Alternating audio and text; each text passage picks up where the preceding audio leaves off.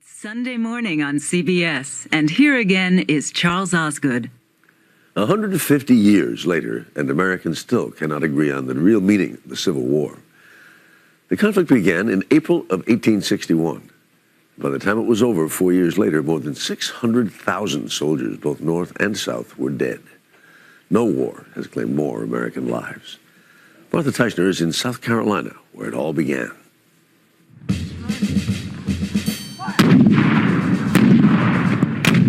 The real Battle of Anderson took place 3 weeks after the Confederacy had officially lost the Civil War. But that doesn't prevent its enthusiastic reenactment every April in a South Carolina field. 150 years after the start of what many white Southerners hate being called the Lost Cause. Hey! The subject of the Civil War is still loaded, but not nearly as explosive as it once was. I am a full-blooded, Southern-born, raised Confederate soldier. My aim to this is to carry on the history of what has happened in the past. Reenactor Terry Franks, known as Squirrel, may be a die-hard Confederate, but most of the reenactors switch off, portraying Confederates one day, Union soldiers the next. We're living history, and when the event is over on the field, the blues and the grays, we all mix together and we all have fun together. Yeah. It's camaraderie. Kenneth Bachand has been taking part in Civil War reenactments off and on for more than 50 years. We're just trying to show people what it was like on a battlefield in those days. But when it's the Civil War, 8th grade history teacher Joe Evans thinks assumptions are often made. It seems like Civil war between the state reenactors get this stigma that other reenactors don't. I've never heard anybody who is a Revolutionary War reenactor accused of wanting to restart that war. But it's just this stigma that we have, and it's got to be the slavery issue. 11 slave states seceded from the Union. South Carolina was the first. Among their reasons, states' rights, in particular, the right to own slaves. But some perspective here. Americans remain divided over whether slavery was even the main cause of the Civil War. According to a new poll conducted by the Pew Research Center, roughly 4 out of 10 say slavery. Nearly 5 out of 10 say states' rights. You know, I come out here and there's a certain spirituality that pervades this place. Slaves are buried here, their graves marked. This quiet spot is a proud addition to the tour of historic Drayton Hall near Charleston, South Carolina. Bernard Powers is a professor of African American history at the College of Charleston and an advisor to Drayton Hall. Do you think the Civil War will ever end in this country? I believe that what William Faulkner said is very true, particularly about the South, and that is the past is not dead, it's not even over. But Powers admits 2011 is quite different than 1961. 1961, the 100th anniversary of the beginning of the Civil War. Segregation was the order of the day in the South by law, and racial exclusion existed by practice in many places in the North also. And so the period of the early to mid-1960s in which the centennial was being celebrated was a time period in which this nation was in the throes of a civil rights and racial revolution. Powers remembers arriving in Charleston as a graduate student in 1975. I can recall taking the boat ride out to Fort Sumter, and the park ranger gave us the narrative of the events that led up to the war. There was no mention of the institution of slavery whatsoever. On April 12, 1861, 4 months after South Carolina had seceded from the Union, Confederate troops fired on Fort Sumter in Charleston Harbor. Charlestonians watched from rooftops as if it were a show, not the beginning of the horrific 4-year war that killed more than 600,000 soldiers, leaving the South destitute and in ruins.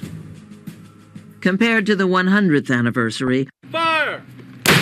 150 years after that day, in Charleston, you could hear a lot more of the Civil War story, told from multiple points of view.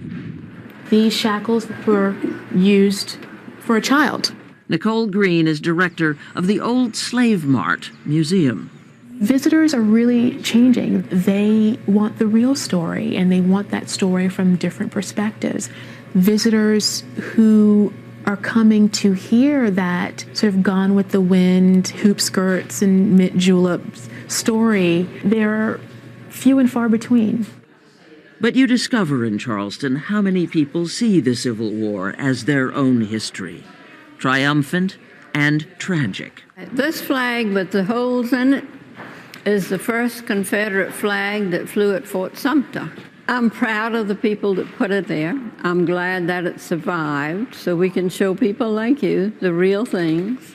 June Wells is director of the Confederate Museum and a past national president of the United Daughters of the Confederacy. When the men enlisted for the war between the states, this is the room where they enlisted. After the war and after Reconstruction, this room meant a lot to them. They brought their own things and started the museum. What they stood for may not be politically correct in 2011, but what they left here is priceless historically.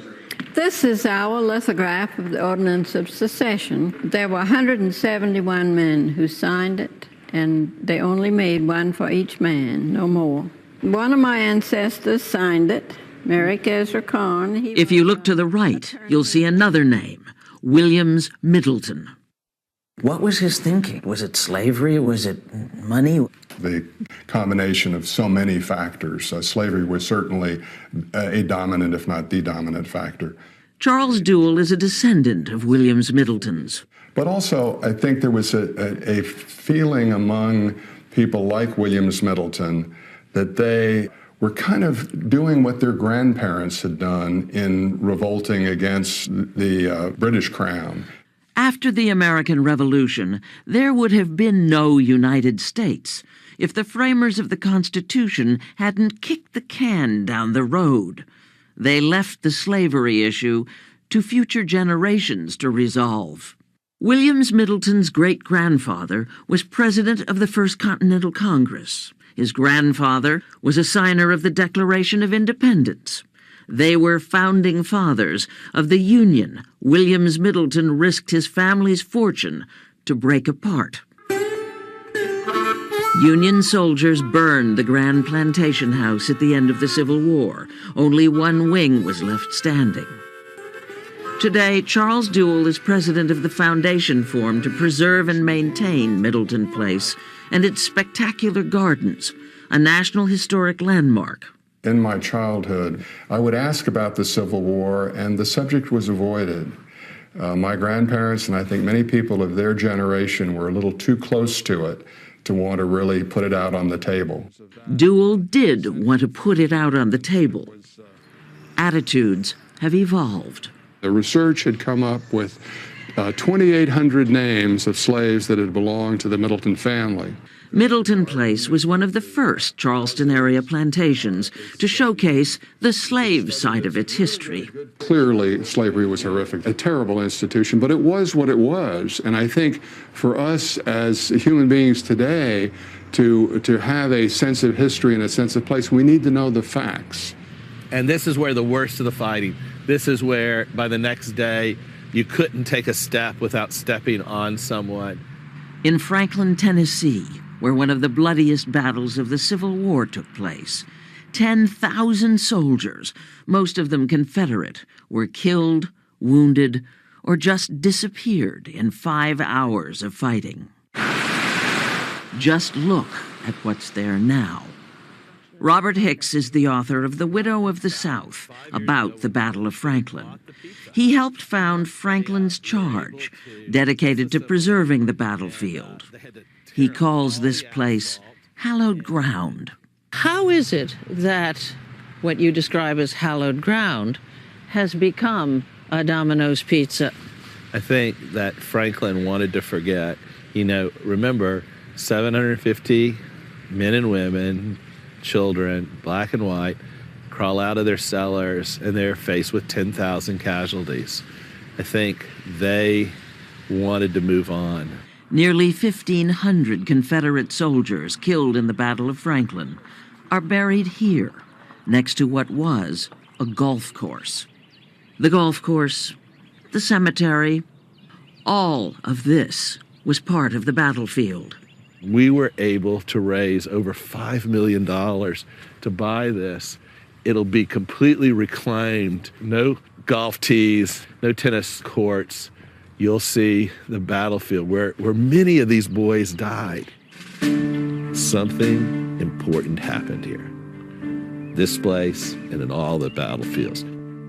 Hicks has the answer for anybody who asks, after 150 years, why not just let the Civil War be forgotten?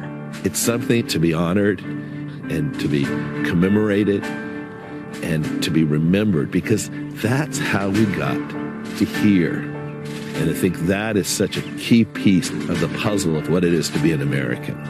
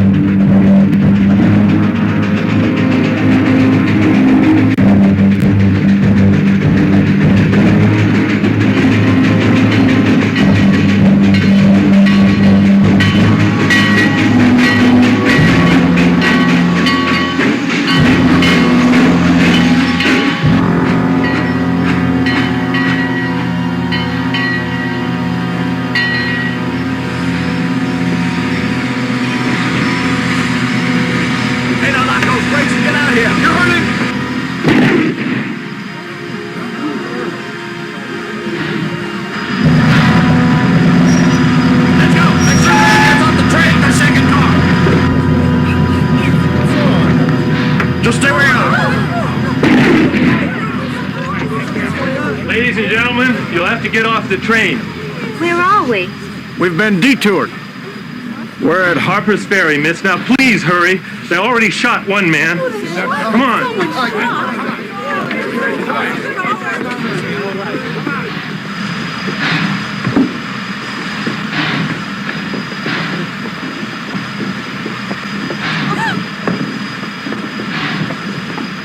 Step lively now. We're going to make you slavers dance to a different tune. We're here to free the slaves in Virginia.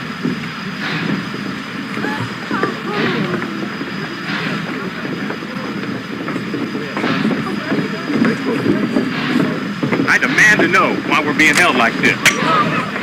One more move and you won't be traveling on, slaver. Put down your gun, Oliver. We have no quarrel with these people. I take it that you are the leader here, sir. I am, sir. And I advise you to use a more respectful tone when speaking to me and my men. You have the honor of addressing Captain Smith, Commander-in-Chief of the Provisional Government of the United States. And these are members of my staff. You talk as though we're at war, sir.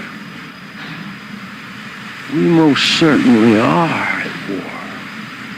My men and I came all the way from Kansas to make sure justice prevails and to ensure the freedom of Negroes in this state. What will you do to us? I mean you no harm.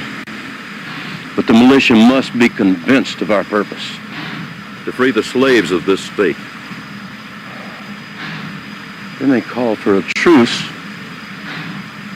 and we'll negotiate for your release. But I warn you, one move is made against me and my men, we shoot to kill.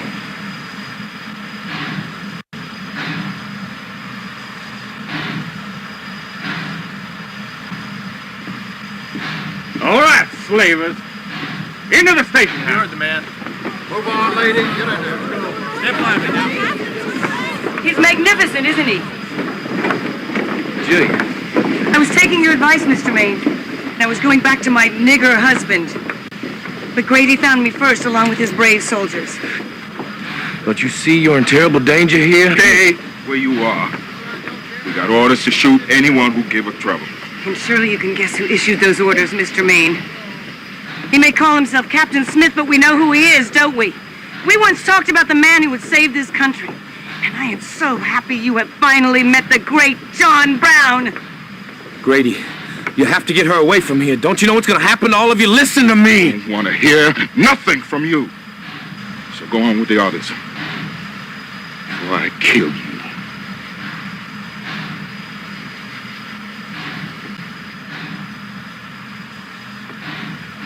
Put the gun down, Grady, and get Virginia out of here. I don't take orders from trash like you. Not anymore. Thousands more. Slaves, just like I was, gonna join us here. Captain say so. Anybody try to stop us, their blood gonna run in the streets. That's right. Blood is going to run. Grady, don't you see? You can't win. The blood will be yours. Then, white man, I'll have yours first. No! Grady, no! Leave him be. Yes, Mr. Orr. You never expected to see me again, did you? Oh, Prime. I belong to his daddy. But if Mr. Orr here let me go free, if it wasn't for him, I'd be dead these 10 years. Brian, you are with us now. You're a free man and you don't owe him anything. Freedom up north, it just wasn't what I thought it would be. Most folks don't treat Negroes no better. I come to the captain cause I didn't have nowhere else to go, and I just got so sick and tired of running and hiding, and it's just better to fight like a man and die like one. Captain! Captain!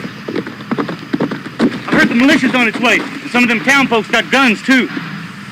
Oliver, get these people back on the train. We're going to move it out. What about hostages? We'll take them out of this town. Move! We don't have much time. All right! Get those people back on the train! Let's move it now. Move!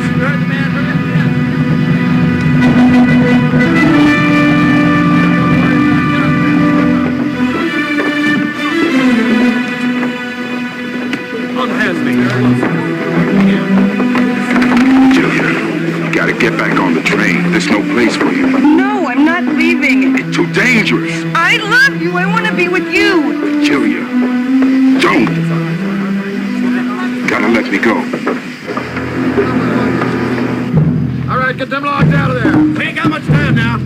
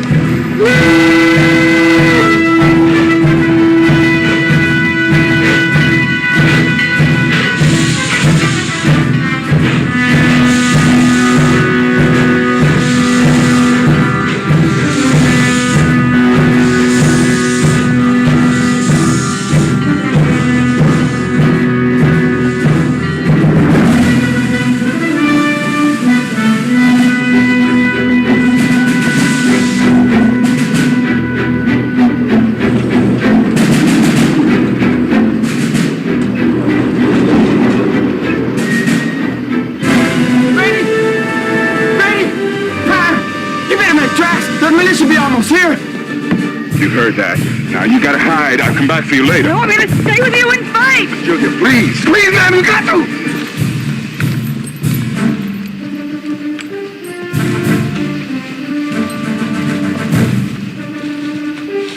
There's some of them renegades.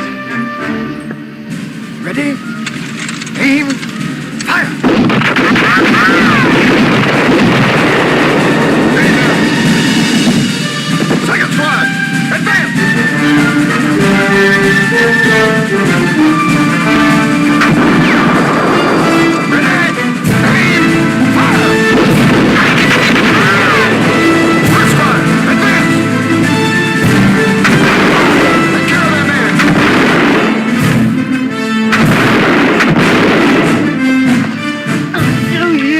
can fight!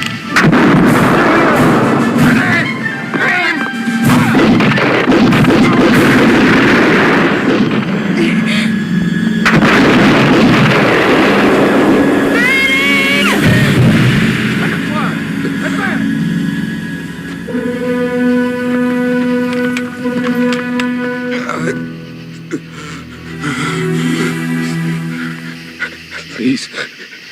I was a free man. But I'm... Oh, I swear you're not gonna die. Julie. I was... Remember,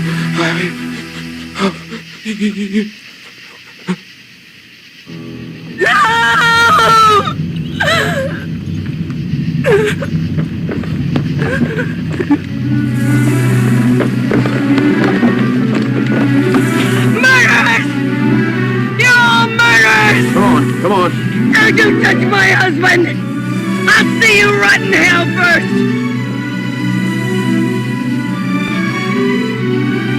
You think he's dead, don't you? He's not dead. He's free.